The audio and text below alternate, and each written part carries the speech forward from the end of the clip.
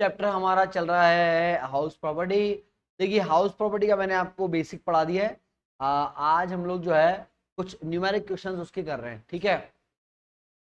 तो हमारे पास इसमें है Shri Subhash is the owner of the 3 house property name PQR from the following information find out the gross annual value in each case for the assessment year 25-26।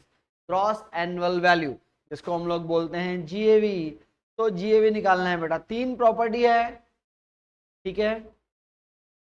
एक का मैं निकाल दूंगा, फिर 2 का आपसे निकाल लूंगा। अभी GAV कैसे निकालते हैं पहले हम लोग जल्दी से रिकॉल कर लेते हैं। सबसे पहले हम क्या निकालते हैं, एक्सपेक्टेड रेंट। एक्सपेक्टेड रेंट जब आप निकालते हो तो क्या करते हो आप लेते हो म्युनिसिपल वैल्यू और fair rent which ever is higher, but हम क्या बोलते हैं, it can not exceed the standard rent. तो स्टेप नंबर 1 होता है। स्टेप नंबर 2 होता है आपका rent receivable minus unrealised rent. Step number 3 1 और 2 विच एवर इज हायर हो जाता है। फिर स्टेप नंबर 4 होता है रेंट ऑफ वेकेंट पीरियड। तो वेकेंट पीरियड का रेंट स्टेप नंबर 4 में लेते हैं। फिर थर्ड में से 4 को माइनस करते हैं तो आता है हमारा GA, ठीक है। चलिए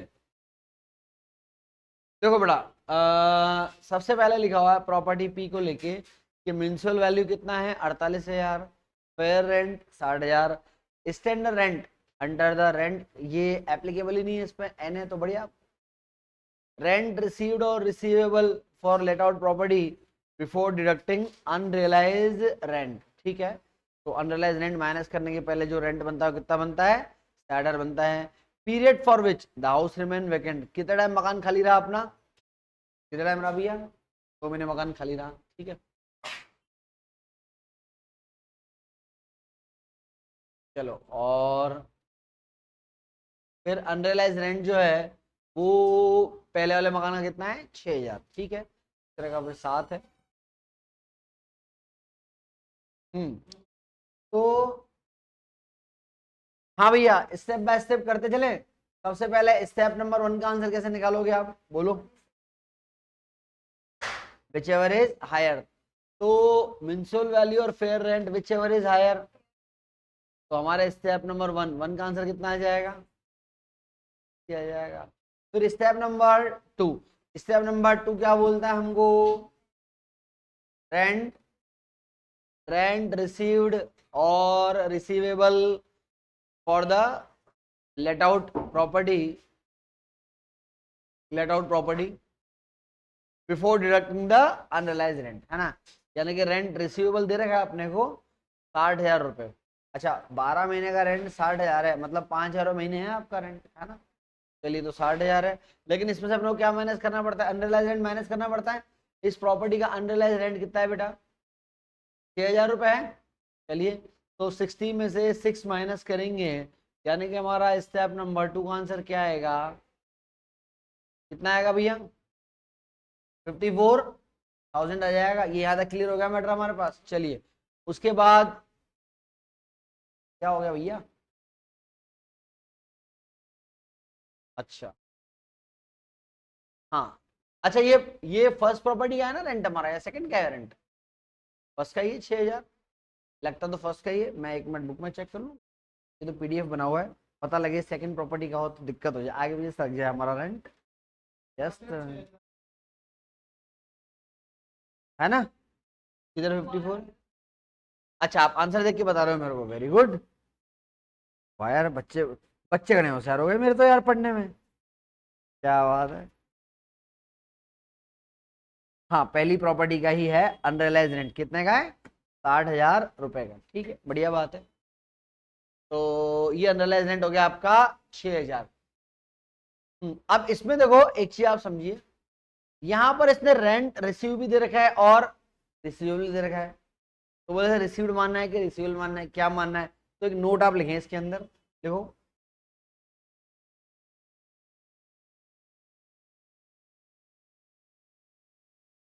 मैं तो वेट कर रहा था, आप आओ उसके बाद तो मैं पढ़ाना चालू करूँ।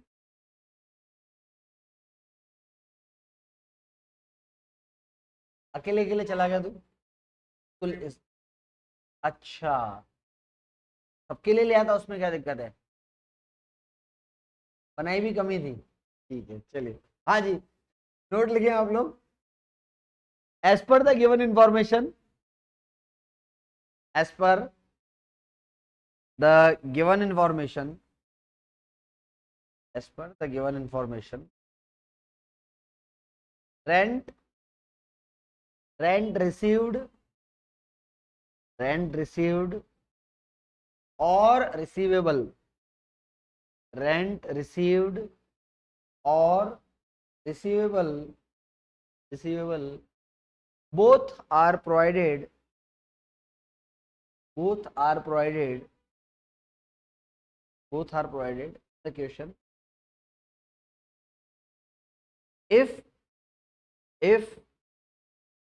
we assume, if we assume the given amount, if we assume the given amount, we assume the given amount is rent received, if we assume the given amount is rent received, rent received, in that condition,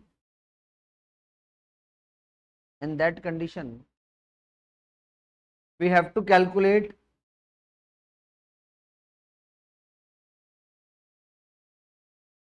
in that condition we have to calculate, we have to calculate the rent of, the rent of, rent of whole year, rent of whole year, rent of whole year for the receivable purpose, for the receivable purpose, receivable purpose. So in the given case, so in the given case, in the given case we will consider this, इसको receive मानेंगे अपन, we will consider this, consider this, consider this received amount, consider this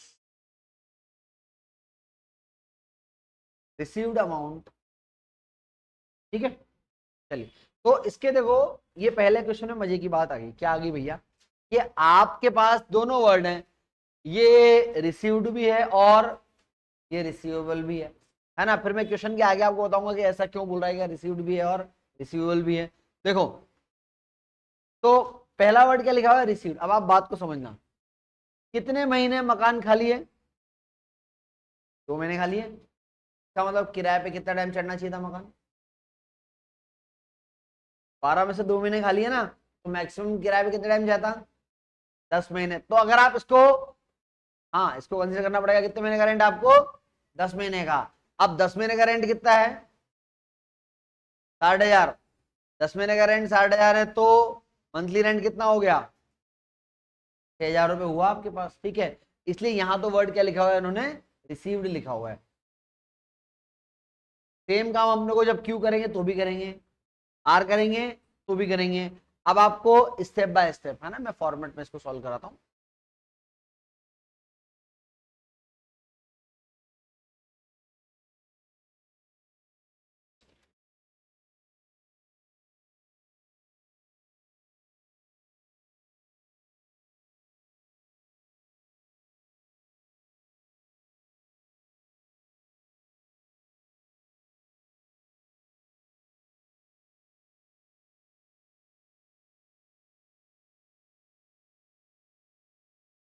चलिए जी, property P Q और R, ठीक है। सबसे पहला step number 1, principal value, principal value और fair rent, which ever is higher. हाँ भाई, तो विच एवर इज हायर, दोनों में से हायर क्या था, 60। तो हमारा स्टेप नंबर 1 का आंसर तो कितना आ गया बेटा। फिर स्टेप नंबर 2 में हम लोग क्या लिखते हैं बेटा, स्टेप नंबर 2 में हम लोग लिखते हैं रेंट रिसीवेबल, रेंट रिसीवेबल, और बेटा रेंट रिसीवेबल में से आप क्या माइनस करोगे? Unrealise rent. अब आप बात को समझना, हमने वहां निकाला रेंट कि भाई मकान हमारा 2 महीने खाली था, इसका मतलब जो रेंट रिसीवेबल था 10 महीने का, 10 महीने का रेंट कितना है? 60,000, यानी कि पर मंथ रेंट कितना हो गया? 6,000 हो गया आपका। तो 6,000, तो 12 महीने का रेंट कितना हो गया आपका? अगर 6,000 रुपये आपका मंथली रेंट है तो 12 महीने का रेंट कितना हो गया? 72 हो गया। इस मकान का अनरियलाइज रेंट कितना है बेटा आपका? 12,000, 6,000, 6,000। हाँ, तो 10 महीने मिला ना आपका। भाई देखो, आपका मकान कितने महीने खाली रहा बेटा? 2 महीने, यानी कि ये किराया कितने महीने का है? अभी करेंगे वो तो स्टेप नंबर 4 में आएगा ना, अभी थोड़ा ना। देखो सेकंड में तो क्या माइनस होता है बेटा? सेकंड में तो आपका अनरियलाइज रेंट माइनस होता है ना। तो 6,000 रुपए का अनरियलाइज रेंट, 72 में 6 माइनस किया, कितना आया? 66 आया। फिर स्टेप नंबर 3 में क्या लेते हो आप? बोलो। हम बोलते हैं कि भैया स्टेप नंबर 1 और 2, विच एवर इज हायर, दोनों में से कौन सा हायर है? 66। फिर आप क्या माइनस करते हो स्टेप नंबर 4 के नाम पे? बोलो। बिल्कुल, स्टेप नंबर 4 हमारा होता है बेटा अनरियलाइज, नहीं ओए, वेकेंट पीरियड का रेंट क्या बोल रहा है? वेकेंट, वेकेंट पीरियड कितने टाइम रहा ये मकान आपका? 2 महीने वेकेंट रहा। देखिए 2 महीने वेकेंट रहा, 6,000 रुपये महीने रेंट है। अगर ये 2 महीने वेकेंट रहा तो वेकेंट पीरियड का रेंट कितना हो गया आपका? 12,000 हो गया बेटा। 6,000 रुपये मंथ, तो 2 महीने का 12,000। और हमारा जो GAV, ग्रॉस एनुअल वैल्यू आता है, वो कैसे आता है? वो आता है स्टेप नंबर 3 - 4। 3 - 4 करेंगे तो कितना आ जाएगा? 54,000। ठीक है, चलिए मैं आपको प्रॉपर्टी सेकंड का भी कराता हूं ताकि आपके जो कॉन्सेप्ट है और बढ़िया हो जाएंगे। देखो, अब आप लोग मेरे को बताओ इसमें स्टेप 1 और 2, है ना? 1 का आंसर क्या हो गया बताओ? मैं सेकंड वाले हाउस की बात कर रहा हूं। स्टेप 1 का आंसर क्या बोलते हैं? म्युनिसिपल वैल्यू और fair rent which ever is higher, but the answer can not exceed. तो इसका मतलब मेरा स्टेप नंबर 1 का आंसर कितना है इसमें? 42 है। तो स्टेप नंबर 1 का आंसर कितना है बेटा? स्टेप नंबर 1 का आंसर आएगा आपका 42,000। ठीक है, चलिए स्टेप 2 में जा रहा है। अब आप बात समझो। हम्म, भैया ये मकान वेकेंट कितने महीने वेकेंट रहा है? 6 महीने। अगर ये 6 महीने वेकेंट रहा, इसका मतलब किराए पे कितने महीने रहा? 6 महीने, यानी कि 42,000 किराया कितने महीने का है? 6 महीने का है। बेटा अगर 42,000 आपका 6 महीने का किराया है, इसका मतलब इस मकान का मंथली रेंट कितना है? 7,000 रुपए है। तो जब आप स्टेप नंबर 2 सॉल्व करेंगे, 7,000 महीने का रेंट है, तो 12 महीने का कितना आएगा? 84 आएगा। 84 में से क्या माइनस करोगे? Unrealise rent. बेटा अनरियलाइज रेंट कितना है इस मकान का? तो 84, 84 में से 7 माइनस करेंगे तो कितना आएगा? 77,000 आया। मैं आपको इसका वर्क नोट भी दे दूं साथ में। देखो हमने क्या करा, समझना इसको। प्रॉपर्टी क्यू, हमने बोला कि भैया 42,000 रेंट है, ये कितने महीने का? 6 महीने का। यानी कि हमारा बेटा मंथली रेंट कितना है? हमारा मंथली रेंट है 7,000 रुपये। तो अगर हमारा मंथली रेंट है 7,000 रुपये, तो 12 महीने का रेंट बनता कितना है? 12 महीने का बनता है 84। और बच्चों इसमें से माइनस क्या करते हैं हम लोग? Unrealise rent. तो हमने अनरियलाइज रेंट माइनस किया, कितना? 7,000। 7,000 माइनस करते ही ये कितना बच गया? ये बच गया आपका 77,000। बोलो भाई स्टेप नंबर 2 क्लियर हो गया आपने को? चलिए स्टेप नंबर 3 में क्या आता है? Which ever is higher. तो विच एवर इज हायर कौन सा है? चलिए फिर हम स्टेप नंबर 4 में क्या लेते हैं? Rent of vacant period. ये मकान कितने महीने खाली था? 6 महीने का किराया, बोलो। 42, 6 महीने का किराया 42। तो आपका GAV कितना आएगा बेटा? 77 - 42। Our answer will be 35,000। समझ में आ गया? तो अब आप मेरे को थर्ड वाली प्रॉपर्टी का निकाल के दोगे क्या?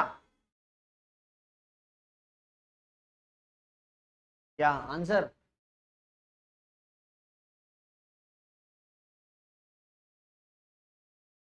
नहीं, ये मेरे को पता नहीं, इससे अपन सिखा चुका हूं मैं, बार बार ना।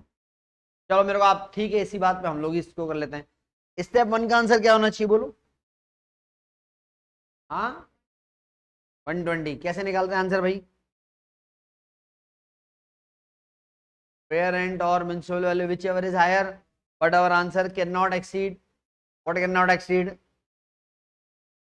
Standard rent. तो 90 और 120 दोनों में से ज्यादा क्या है? तो आंसर 120 ले लूं मैं, क्योंकि ये वैसे भी स्टैंडर्ड रेंट की लिमिट के अंदर ही बेटा। तो स्टेप वन का आंसर आएगा आपका 1,20,000। हाँ जी, स्टेप नंबर टू का आंसर निकालो भाई। स्टेप टू आएगा ही नहीं, तो स्टेप टू आएगा ही नहीं। हाँ भाई, ऐसा थोड़ा है कि भाई अंडरलाइन रेंट का मतलब एक तरह से बैड डेब्ट, किराएदार पैसे खा गया, तो जरूर है ना कि अरे किराएदार किराएदार तो 5-10% ही बेईमान होते हैं, 90% तो ईमानदारी होते हैं यार। तो जीरो ले लो आप, अनरियलाइज रेंट की वैल्यू नहीं आ रही है तो।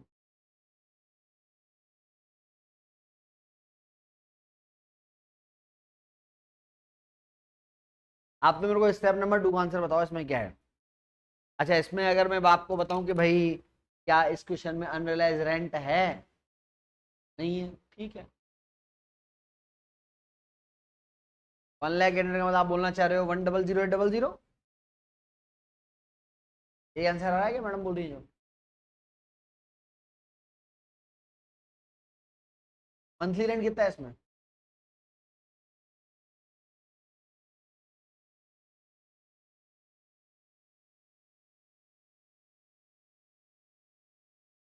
गाओ गाओ गाओ गाओ गाओ गाओ।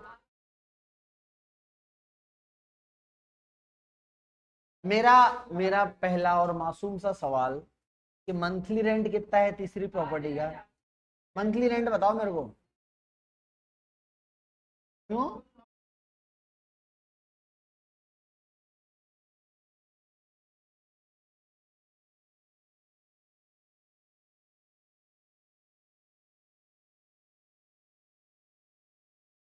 तभी तो मैंने तुमसे कराया, अरे नालायकों, ये मकान कितने महीने खाली है?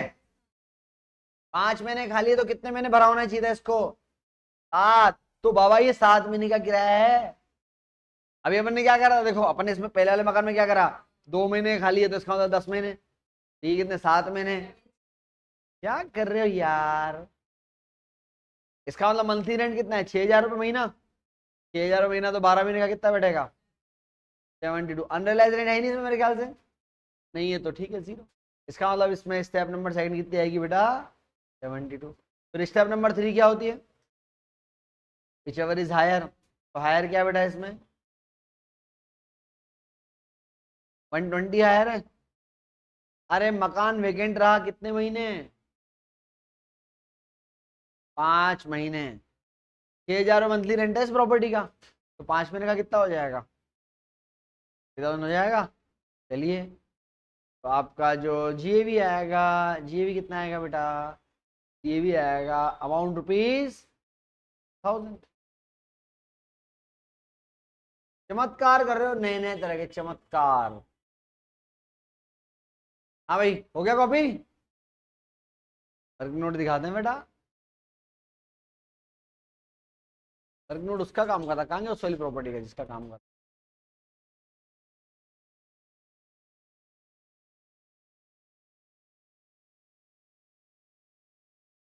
ये क्यू वाले का।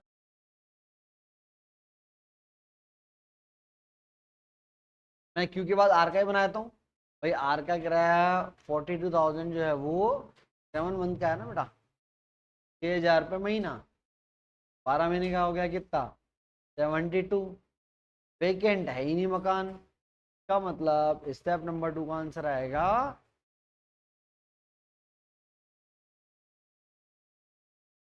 क्यू का बना दिया नहीं रहा ना?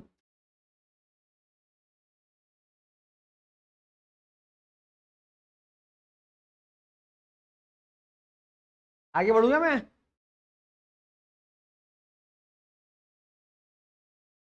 हाँ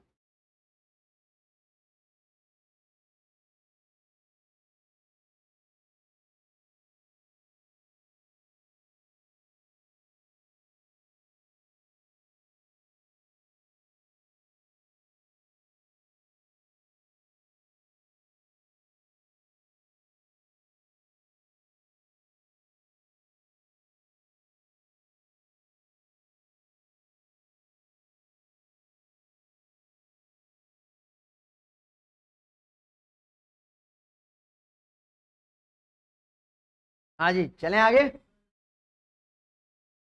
तेने कर लिया ना यार, तेरी गवर्नमेंट से करा दे। हाँ जी, नेक्स्ट आपका क्वेश्चन। अगला क्वेश्चन है Shri Patil is the owner of 3 house property. From the following information find out the annual value in each case for the assessment year 25-26। चलो भाई, क्या लिखा हुआ है। पाटिल जी के पास 3 प्रॉपर्टी, गजब आदमी। सबसे पहले municipal value, fair rent, standard rent. अब पिछले क्वेश्चन और डिस्कशन में क्या फर्क है समझना।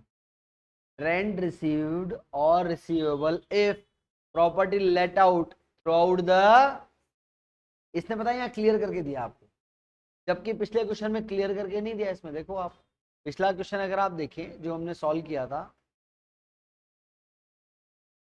इसमें इसने क्या लिख के दिया था।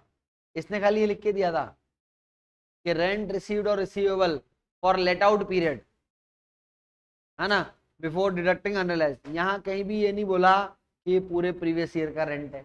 जबकि अगर आप ये वाला क्वेश्चन देखें तो उसमें क्या लिखा हुआ है बेटा, रेंट रिसीव्ड और receivable if property let out through out the previous year. बोले अगर मैं पूरे साल प्रॉपर्टी किराए पे चढ़ा दूंगा तो रेंट कितना आएगा। इसका मतलब रेंट कितने महीने का है, ये पूरे 12 महीने का रेंट है, क्योंकि वो बोल रहा है कि पूरे through out the previous year का क्वेश्चन। लिखो नोट नंबर 1, नोट नंबर 1 लिखेंगे बेटा। देखो, in the given question, in the given question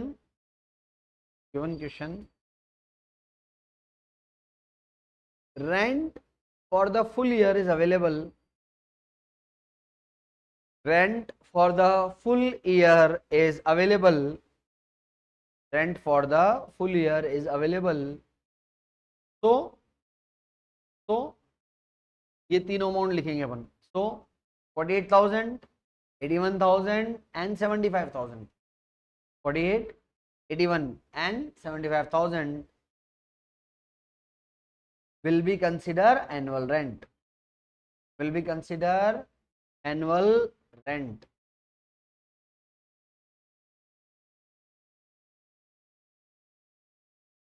ठीक है, तो यहां तक का मामला है। फिर आपको बोला कि इस प्रॉपर्टी का अनरियलाइज रेंट 12,000 है, और फिर बता रहा है कि ये प्रॉपर्टी वेकेंट खाली रही, कितने महीने खाली रही। ठीक है, और फिर नीचे कुछ बड़बड़ा रहा है, क्या बड़बड़ा रहा है। Municipal tax in respect of each property is payable 10% of the municipal valuation. Municipal tax in respect of the property one was not paid during the previous year 23-24. Hence, the 2-year municipal tax was paid by Mr. Patil. Half of the municipal tax of the second house paid by Shri Patil and rest were paid by tenant. Municipal tax of third house was outstanding at the end of the previous year. ठीक है, बहुत बढ़िया। इसका क्या करना है क्या नहीं करना है ये मैं करूंगा। आपको कितने मिनट दूं कि आप प्रॉपर्टी वन का आंसर निकाल के दे दो। 5 मिनट दे दूं। 5 मिनट दिए, चलो 5 की 10 मिनट दिए। 1 2 3 तीनों का जीएवी निकाल के बताओ। जीएवी तीनों प्रॉपर्टी। चलो, तो मैंने तुम्हारी बात मान ली। हम्म,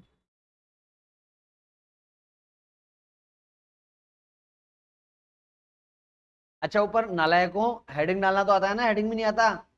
लिख लो एक आध क्वेश्चन में तो प्रैक्टिस जाएगी। लिखो computation of taxable income, computation of taxable income from house property, computation of taxable income from house property for Mr. Patil, for Mr. Patil for assessment year 25-26, assessment year 25-26। ठीक है, देखो बेटा तीन property, property 1 2 and 3। चलो जी solve करते हैं हम लोग। सबसे पहले हाँ जी, स्टेप 1 का आंसर बताएंगे। हाँ, म्युनिसिपल वैल्यू और fair rent but can not exceed standard rent. 40 45 दोनों में से जो भी ज्यादा है, क्या ज्यादा है, और ये स्टैंडर्ड रेंट से कम है तो कोई दिक्कत नहीं है। तो स्टेप 1 का आंसर कितना हो जाएगा बेटा, बढ़िया हो जाएगा हमारा। चलिए तो स्टेप 1 हम लिखते हैं, प्रिंसिपल वैल्यू और fair rent which ever is higher, है ना, बट कैन नॉट एक्सीड। पूरा लिखना है आपको ओ भाई, पूरा लिखना है एग्जाम में। प्रिंसिपल वैल्यू और fair rent which ever is higher but can not exceed standard rent. कितना हमारा आंसर 45। ये तो आंसर हो गया स्टेप नंबर 1 का। भाई ये क्लियर हो गया क्या आपको, आगे बढ़ू मैं। स्टेप नंबर 2 बेटा, देखो उसने आपको पूरे साल का ये रेंट दिया है। बोले यार अगर हमारा मकान पूरे साल किराए पे चल जाता तो कितना मिलता, 48,000। 12 महीने का किराया 48 है, इसका मतलब क्या है, इस प्रॉपर्टी का रेंट 4,000 रुपये मंथली है, क्या बोलो, यही रेंट है इस प्रॉपर्टी का 48,000। इसमें से अनरियलाइज माइनस करते हैं, कितना है अनरियलाइज, 12। तो 48 माइनस 12 करेंगे, स्टेप नंबर 2 आ जाएगा हमारा, which is rent receivable minus unrealise rent. 48 minus 12 कितना आएगा बेटा, ये आएगा 30,000। ठीक है, स्टेप नंबर 3 क्या लेते हो आप, हम बोलते हैं 1 और 2 विच एवर इज हायर। तो हायर क्या है, 45,000। फिर स्टेप नंबर 4, 4 में क्या लेते हो आप, 4 में आप लेते हो बेटा vacant period rent. Vacant period rent, तो वेकेंट पीरियड का रेंट कितना आएगा, देखो मकान कितने महीने खाली रहा। अब आप बात समझो, मैंने आपको बताया था प्रॉपर्टी का साल का किराया 48,000, 2 महीने का कितना हो जाएगा, 48 साल का, 48 एक साल का, यानी कि 4,000 पर मंथ। तो 2 महीने का 8,000 हो जाएगा। चलिए तो यहाँ आएगा कितना, 8,000 रुपीज। आप जीएबी कैसे निकालोगे बेटा, 3 - 4, हाँ जी बताए कितना आ रहा है, 37,000। अब आप बात समझना, पहला मकान है, सुनो, हाँ क्या हो गया भाई, 4,000, 4,000 महीने का ना बेटा। अब आप मेरे को बात बताओ, म्युनिसिपल टैक्स का रूल याद है आपको, म्युनिसिपल टैक्स का रूल मैं आपको बताता हूँ। म्युनिसिपल टैक्स यहाँ से माइनस होगा, तभी माइनस होगा अगर म्युनिसिपल टैक्स किसने पे किया है, लैंडलॉर्ड, मकान वाले ने पे करा है तो माइनस करेंगे, वरना नहीं करेंगे, भले ही उसने कितना ही पे कर दिया हो। देखो अब क्या बोल रहा है प्रॉपर्टी 1 को लेके, वो बोल रहा है municipal tax in respect of each property is payable. कितना लगेगा म्युनिसिपल टैक्स, 10%। अरे 10% किसका, म्युनिसिपल वैल्यू का। Municipal tax in respect of property 1 was not paid during the previous year 23-24। 23-24 में आपने पे नहीं करा था बेटा। आपका प्रीवियस ईयर कौन सा है, आपका तो 24-25 है। तो ये आपको बता रहा है, बोले यार हमने ना लास्ट ईयर भी पे नहीं करा था, हैंस दिस ईयर क्या करा हमने, लॉजिकल बात है कि लास्ट ईयर पे नहीं करा था, तो हमने 23-24 और 24-25 2 साल का municipal tax was paid by mister Patil. Patil कौन है, मकान मालिक है हमारा, ठीक है। तो 2 साल का, तो म्युनिसिपल वैल्यू कितना है इस मकान का, 40,000। म्युनिसिपल टैक्स कितना लगता है, 10%। अरे 40,000 का 10% कितना होता है, 4,000। 1 साल का म्युनिसिपल टैक्स है, लेकिन लैंडलॉर्ड ने 2 साल का पे करा, तो मैं कितना म्युनिसिपल टैक्स माइनस करने वाला हूँ, बोलो भाई, अरे बोलो ना, 8,000। कितना आ जाएगा, 29,000, क्योंकि उसने हमसे सिर्फ क्या, उस वाले कमरे से निकल जाओ,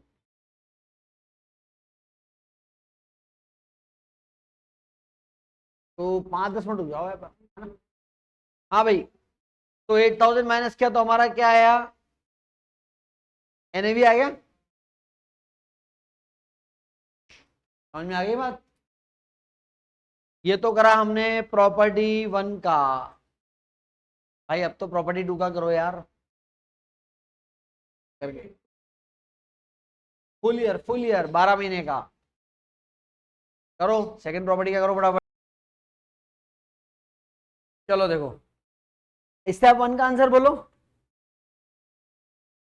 कितना, 80 है ना। चलो स्टेप नंबर 1 का आंसर आपका आ गया 84। ये सेकंड प्रॉपर्टी हमारा स्टेप 1 का आंसर है 84,000। ठीक है, स्टेप 2 का निकाला कितना आया, क्योंकि ये पूरे साल भर का किराया है, तो 81 माइनस 13,500 कितना रहा बेटा, 67,500। स्टेप नंबर 3 का आंसर क्या होता है, विच एवर इज हायर 84,000। फिर वेकेंट पीरियड, अब ये मकान खाली रहा क्या, बिल्कुल 4 महीने। अब आप बात को सुनना ढंग से, 81,000 is the rent of the 12 month, तो the rent of the 4 month कितना आ रहा है 20। भाई 81 को 12 से डिवाइड लगाओ, तो मेरे को मंथली रेंट बताना, मंथली कितना आ रहा है, 6750 महीने का रेंट है ना बेटा। ठीक है, 6750 एक महीने का है, 4 महीने का कितना हुआ 27। चलो जी 27। तो जीएवी निकालने के लिए क्या करा भाई, लेस कर दें इसको, 84 माइनस 27 क्या रहा, हाउ मच। अब अगर आप आ जाओ म्युनिसिपल टैक्स पे, देखते हैं भाई देखते हैं। म्युनिसिपल टैक्स के बारे में उन्होंने ये बोला, half of the municipal tax of second house paid by mister Patil, तो आधा ही पे करा है, तो 72,000 है। 10% म्युनिसिपल टैक्स बैठता है 7200, लेकिन उसने तो आधा ही पे करा, आधा पे करा तो 72 का हाफ कितना होगा, तो 3600 माइनस कर दो, बताओ जी कितना आ रहा है 53,400। लो जी ये आपका एनएवी आ गया 53,400 रुपीज। हाँ जी, उसका कुछ नहीं, म्युनिसिपल टैक्स हम तभी माइनस करते हैं जब कौन पे करेगा, लैंडलॉर्ड पे करेगा, कोई माइनस होगा वरना नहीं होगा, है ना। चलिए तीसरे मकान का क्या रहा, 0। अरे भाई ओ, इससे वन का आंसर बताओ पहले तो, पक्का, which ever is higher but answer can not exceed to standard rent. तो मेरा स्टेप नंबर 1 का जो आंसर आएगा वो आएगा, हाँ हाँ हाँ हाँ हाँ ऑन कर दो, 67,500। फिर स्टेप 2 का आंसर दिस माइनस दिस कितना आ गया 50,000, तो भैया 50,000। फिर स्टेप नंबर 3, स्टेप 4 में आता है आपका, एक मिनट बेटा, 75,000 तो 12 महीने का रेंट है, एक महीने का कितना आया 250। लो भैया ये रेंट आपका आया 62, लो जी लेस करो 61,250। तीसरे मकान की कहानी यह है कि तीसरे मकान का म्युनिसिपल टैक्स आउटस्टैंडिंग है, यानी कि किसी ने पे ही नहीं किया अभी तक। हम तो वैसे देखते हैं कि मकान मालिक ने पे किया कि नहीं किया, तो आवर आंसर विल बी 61,250। ठीक है, क्लियर हो गया। तो आपकी तसल्ली के लिए आंसर चेक करा देते हैं एक बार, 29, 53,400 एंड 6125। ठीक है, चलो बाकी के समाचार कल।